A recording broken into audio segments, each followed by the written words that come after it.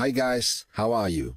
Welcome to this basic music theory course for songwriters and producers. As you know, I am a big fan of using electronics and a strong supporter of the help and support that new technologies can offer us. By now, everyone can do everything. From a technical point of view, the differences are getting smaller and smaller, and each of us can afford a setup for our work and, why not, for our passion, our enjoyment. So where does the difference lie? What is the element that can make us different, somehow better, more effective, more creative? It's study, especially the study of music, that guides us when moving through a piece, whether it's our own composition, an arrangement, or even a mix or mastering. Yes, with musical awareness, you approach every stage differently, in a more mature, more creative and more concrete way. And another important component, in my opinion, once the basics are in place, is your musical background, your musical culture. But this is something that only we ourselves can do. You don't need any guide. And doing it with the right musical foundations, I can guarantee you that listening to a piece, analyzing it, being aware of what's happening both harmonically and melodically, but also technically makes this experience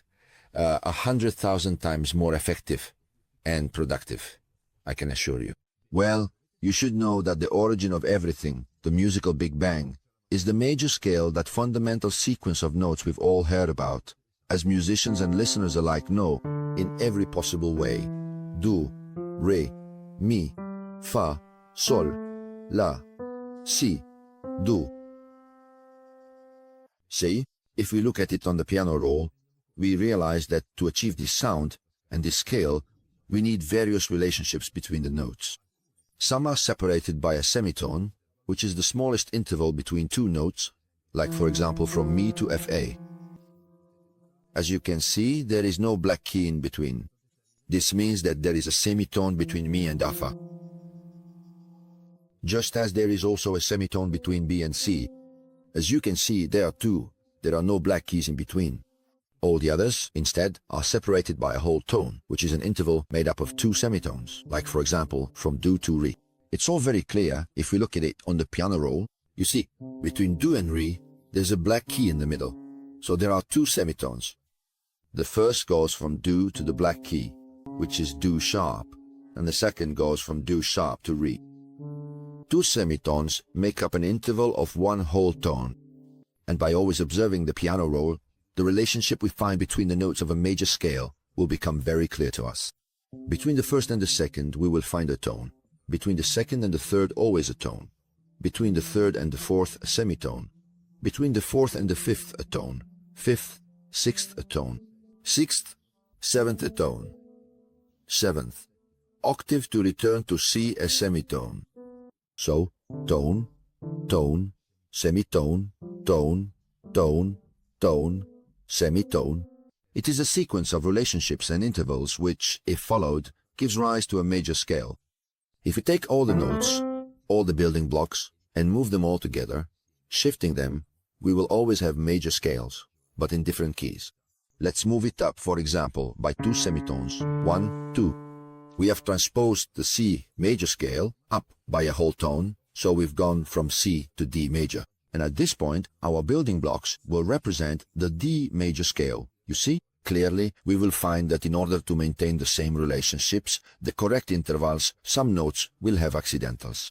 In the case of D major, specifically, to maintain the relationship of tone, tone, semitone, tone, tone, tone, semitone, in this context, the necessary accidentals will be F sharp and C sharp. Always returning to C major, the key with no sharps or flats, so with all the white keys on the piano, just to be clear. If we use exactly the same notes as before, so always and only the white keys on the piano, but this time we start from the note A, so A, B, C, D, E, F, G, and then back to A, playing all the white keys, but beginning from A instead of C, we get what in music theory is called the relative minor scale. That is, the minor scale that shares the same key signature as a major scale, meaning it uses the same notes but starts from a different point. In the specific case of the minor scale, there are no accidentals, just like its relative major, which is C major. All the white keys are starting from C. C major, all the white keys starting from A. A minor. So, here's a little tip for you. Get familiar with the sound of both scales, the major scale and the minor scale.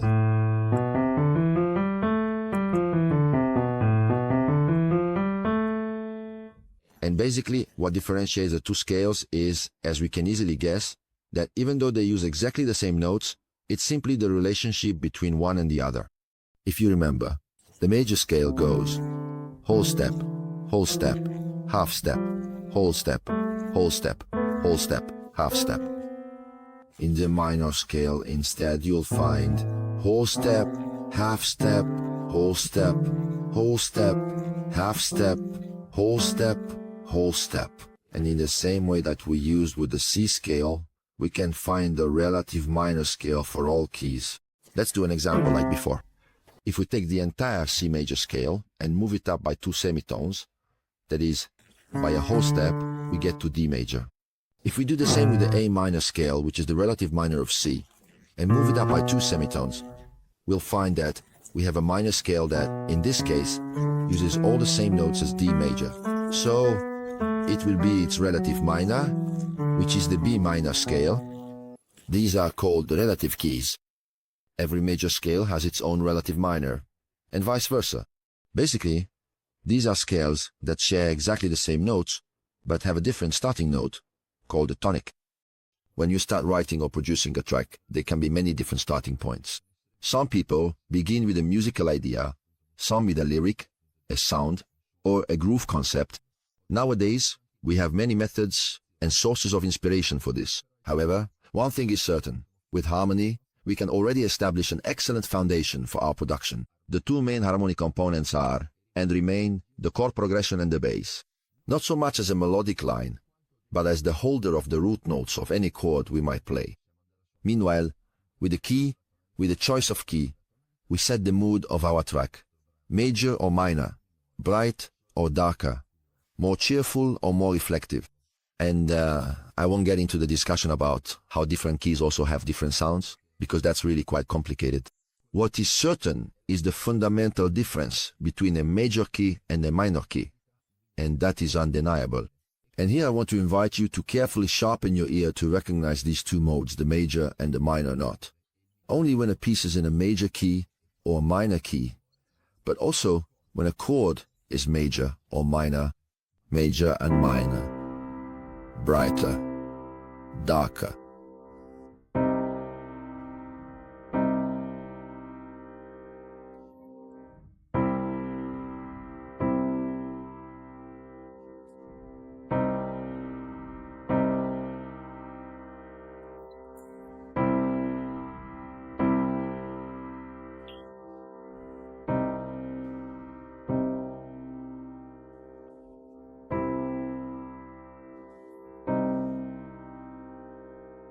To sum up, if we place building blocks on every white key on our piano roll, starting from C we get the C major scale, and starting from A, its relative minor, we get the A minor scale, specifically the natural minor, because you should know that there are other types of minor scales, which I recommend you explore further later on. And once we have built our scale, whether it's major or minor, we can start thinking about all the chords that, as they say, will harmonize our scale. Yes. You should know that every note of our scale can become the root of a chord that sits on each degree, each note. Scales are numbered with Roman numerals, 1st, 2nd, 3rd, 4th, 5th, 6th, 7th, and 8th. The last one, which is the same note as the starting one, so it's also a C, but an octave higher surely. We've all heard it's referred to as the octave interval. From C to C is an octave, just like the notes, which are 7, because we've seen that the last one is the same as the first. The chords, as we'll see, are also 7, since the last is exactly the same as the first. The only difference is simply the distance being an octave higher than the first degree. Keep in mind that everything we're discussing here in C major and A minor can be applied to all keys. I know very well that at the beginning, people tend to work more in C major and A minor, simply because it's just easier to use only the white keys on the piano keyboard. Just as the scales are sequences of notes, Chords, on the other hand, are stacks of notes, very specific notes. In its basic form, a chord is made up of 3 notes, at least 3 notes. That's why they're called triads. And to form these basic triads that will harmonize each note of our scale, we need to start from each degree, skip one, add the next, skip another, and add the following one. In practice, the first, third, and fifth degrees together form the chord that sits on the first degree of a major scale. Let's try this out on the piano roll. It will all be much clearer once you see it visually. By using the first, third, and fifth degrees of a major scale, you get the chord that is built on the first degree of that same scale, which is a fundamental concept in music theory. Keep in mind that we're working in the key of C major, so we don't need to consider the black keys at all, only the white keys are relevant here. Take your time to observe how these notes come together. I'll try starting from the second note. I won't consider the third. I'll take the fourth degree, skip the fifth, and add the sixth. In this way, I will have formed the chord that sits on the second degree of the scale, and so on. Third, fifth, skip one, seventh. Here is the third chord. Fourth, skip the fifth, sixth, skip one, eighth, fourth degree. Obviously, when I run out of notes, I'll have to take them from the lower octave and bring them up, as if hypothetically I were to continue with the notes of the scale. D, E, F, G, and so on. So, fifth degree, skip one, this one, skip one, this one. Sixth degree, skip one, this one, skip one, this one. Seventh degree, always skip one and always skip one. And the eighth, which will be identical to the first but an octave higher, as we've already seen, the same applies to the note. We can discard these, and we've obtained all the chords that harmonize a major scale. And this happens because the harmonization of a scale is done solely and exclusively using the notes of the scale itself. You've now seen in practice what we need to do for each note. I use the root, skip one note, add the next one, skip another note, and stack the following one. Basically, if we think in numbers, we can consider the first, third, and fifth, second, fourth, sixth, third, fifth, seventh, and so on. And once we're done, we have the 7 diatonic chords that make up our scale and consequently the key of C major. Let's try listening to them.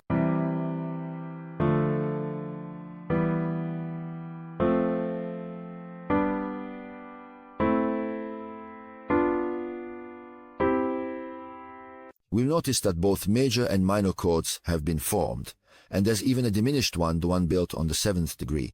But how do we recognize them? This isn't the place to go into detail, but keep in mind that major and minor chords differ by just one note, the middle note, which is the third of the chord. If the third is major, the chord will be major, but if it's minor, that is, if the third note is a minor thirden, as you might expect, the result will be a minor chord instead. Practically speaking, look, I'll give you a little trick to tell them apart in the piano roll. It's easy to recognize.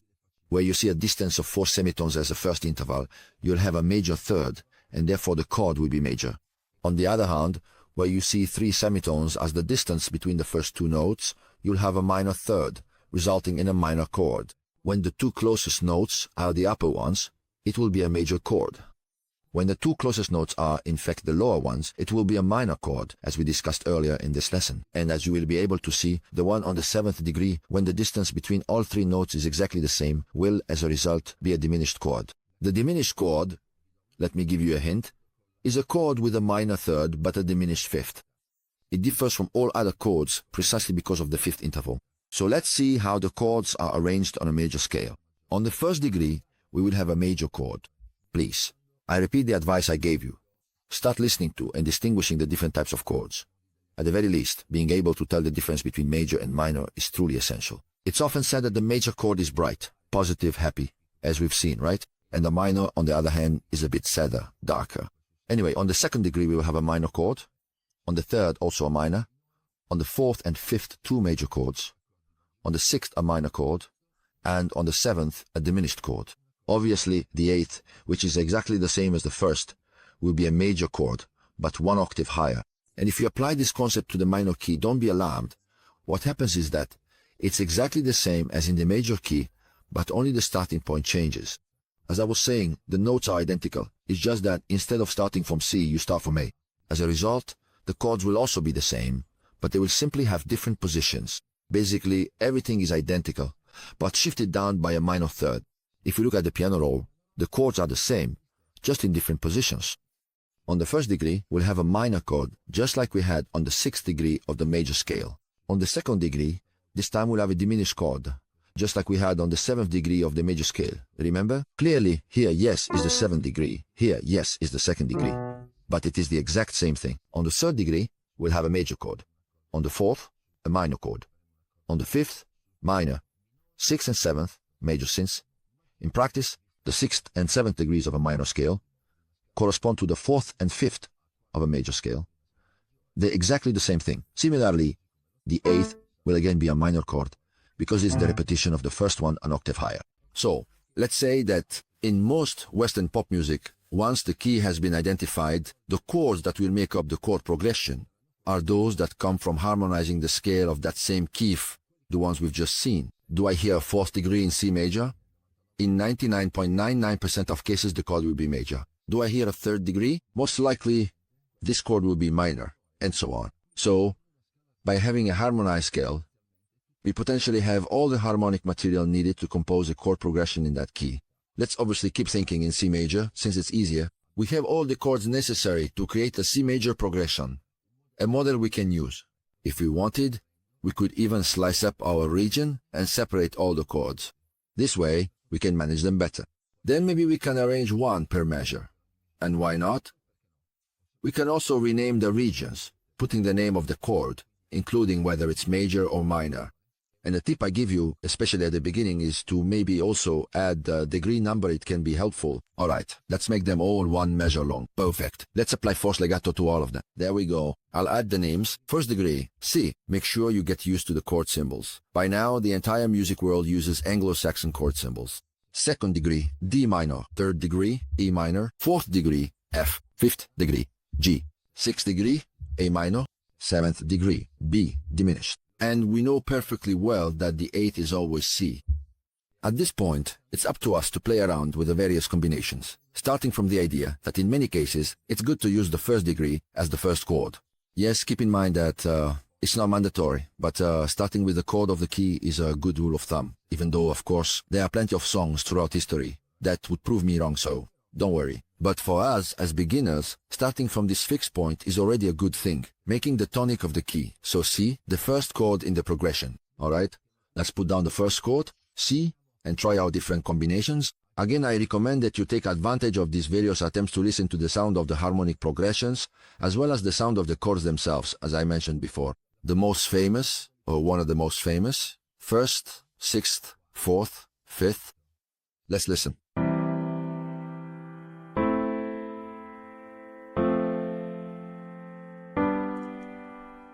Let's try replacing the fourth degree with the second.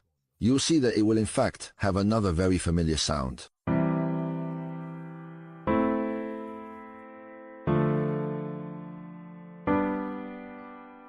Come on, let's also try not starting from the first degree, so I can immediately contradict what I just told you. Let's try fourth, first, fifth, third.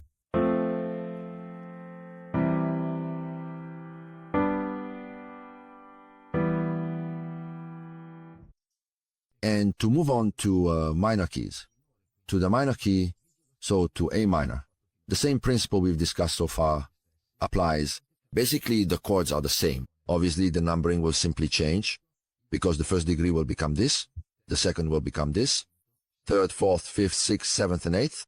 We take all of these and move them down. And in this way, here we have C major, and here, instead, we have the key of A minor. I need to change the numbers. This becomes the first, this becomes the second, and so on. This becomes the third, D becomes the fourth, E becomes the fifth, sixth, seventh, and eighth. There we go. Alright, let's try making some combinations. Let's also play a bit with minor chords, with chords in a minor key. Let's try first, fourth, seventh, and first. Yes, you can also repeat chords within a progression. No one forbids it. Let's listen.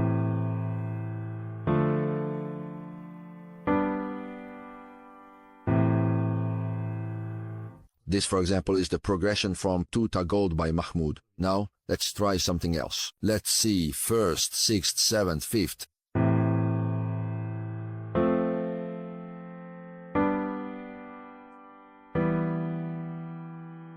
or first, fourth, sixth, seventh. Shape of You by Ed Sheeran.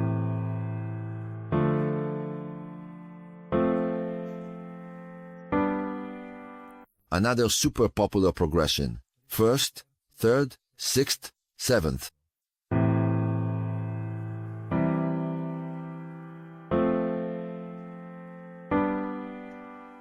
Of course, it's up to us to play around with the various combinations and experiment. It's also clear that, beyond just choosing the chords, I have complete rhythmic freedom as well. Right now, I played each chord for one measure, but nothing stops me from changing that, anticipating a chord, creating a progression with 3 chords, where one lasts for 2 measures instead of 1. Bad Habits, for example, also by Ed Sheeran, is made up of 1 measure of the 1st degree, 1 measure of the 5th degree, the 6th degree for 1.5 measures, like this. I'll quickly go into the piano roll to add legato to the notes, otherwise the notes are too short, and then half a measure of the 7th degree. And here, instead, I need to cut it. Let's listen.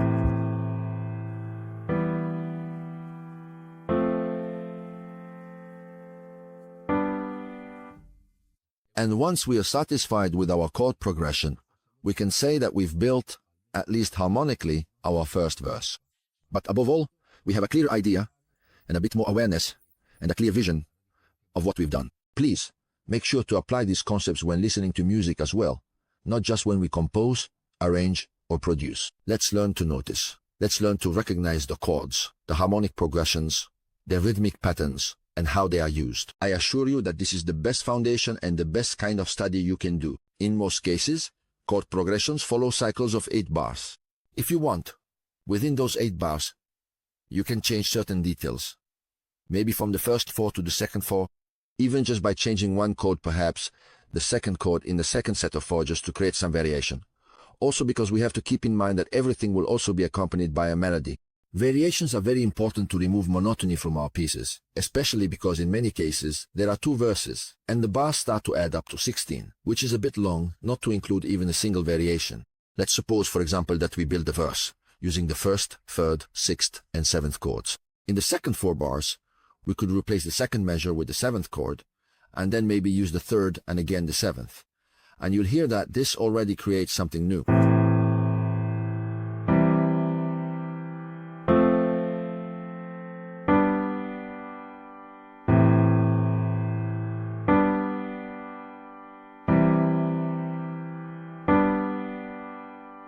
Well, usually after the 16-bar verse, which is actually, in fact, made up of 2 8-bar sections, what comes next is the pre-chorus, sometimes also called the bridge, that part which leads from the verse to the chorus, let's say to the explosion of the song, musically speaking. Let's put a marker. Pre-chorus. Here too, the same principle applies. I have my set of chords, I just need to play around and experiment to see which ones work best and how. Usually the bridge lasts 8 bars the pre-chorus as well, and a tip I can give you is to start the chord progression with a chord other than the tonic, not the 1st degree. Based on that, you can experiment and listen to the different combinations, and maybe even slightly change the rhythmic division of the chords, perhaps letting each one last 2 bars instead of 1 per bar. Let's try. We could do 6th or perhaps 3rd. I'll clearly leave a bar empty for the moment, and then I'll fill it in later on 7th and also 5th as well. Keep in mind that the 5th degree, the chord built on the 5th degree of a scale, whether major or minor, is the strongest chord to end the section that then needs to start on the 1st degree. The 5th to 1st cadence is called a perfect cadence, and as such, it's ideal for creating tension before starting a new section. Using the 5th degree as the last chord of a section ensures a powerful and impactful restart, especially if the next section clearly begins on the 1st degree. Now, let's quickly add a kick drum underneath to give us a bit more of a sense of the tempo. This should work well, it's just a little extra reference that we're adding in. Let's play the loop and listen together.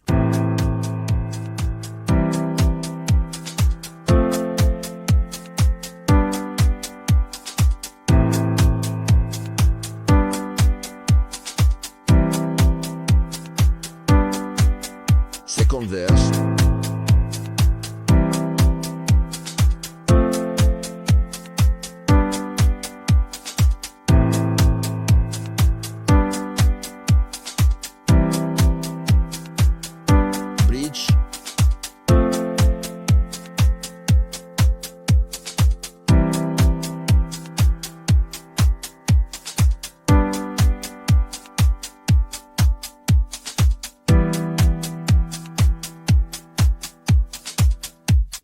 here we are at the chorus, which will clearly start on the first degree, because after the fifth it forms the perfect cadence, and we are sure to get a powerful start that gives us that classic chorus lift. Obviously, even here we'll need to play around with our set of chords, distributing them over time with various attempts, tricks, and experiments. Let's try the first degree for one measure, the restart. Then we do the sixth and third, but this time we'll put them in the same measure. So in this measure, we'll have two chords, sixth and third. Let's get it. Then maybe let's take a cue from Ed Sheeran for a moment and put the fifth degree in for a measure and a half. There we go. And then let's put the seventh degree in for half a measure. Okay. This way we have a nice driving chorus that changes both rhythmically and harmonically, giving it the openness and push it needs. Then, usually the chorus also lasts twice, meaning it appears twice, so it lasts 8 measures. Let's start from the pre-chorus and listen.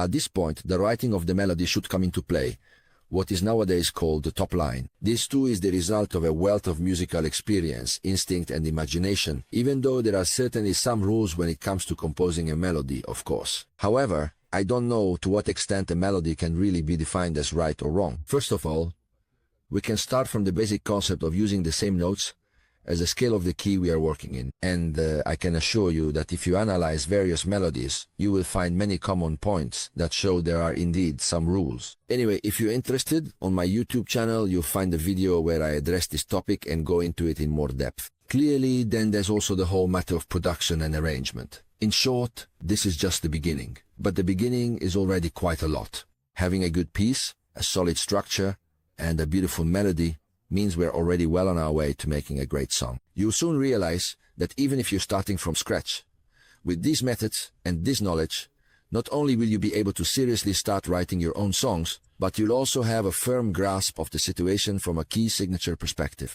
And when you listen to music, when you listen to a song, if you really delve into and absorb these concepts, you'll be able to understand the degrees. You'll be able to recognize chord progressions, and you'll be able to extract from the songs you listen to the main features that harmonically structure the pieces. These, of course, are just the basics. Harmony is a very broad subject, almost infinite, but everything starts from here. A hug to you all, and thank you for following me. Hi.